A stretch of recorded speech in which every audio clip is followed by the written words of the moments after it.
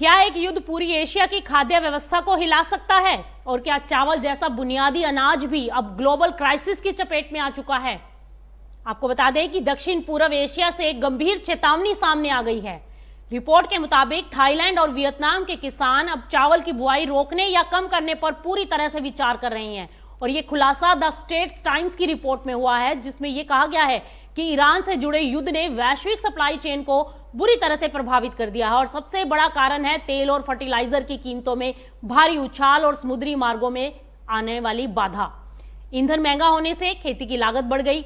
Diesel और खाद की कीमतें किसानों की पहुंच से बाहर जा पहुंची हैं, जबकि चावल की बिक्री कीमत लगभग स्टेबल बनी हुई है, जिसका नतीजा ये हुआ कि किसानों का मुनाफा तेजी से घट गया और कई जगह तो किसान अगली फसल बोने से ही पीछे हटने लगे हैं।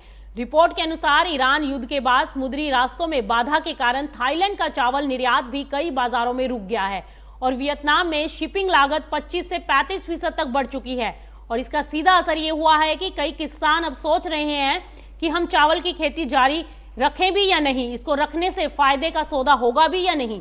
जानकारों का कहना है कि अगर ये स्थिति लंबे समय तक ऐसे ही रही तो दक्षिण पूर्व एशिया जैसे बड़े चावल उत्पादक क्षेत्रों में उत्पादन घट सकता है और जिसका असर पूरी दुनिया की खाद्य कीमतों पर पड़ेगा। यानी संकट सिर्फ युद्ध तक सीमित नहीं रहेगा, बल्कि अब ये खेतों और थाली तक पहुंचने लगा है।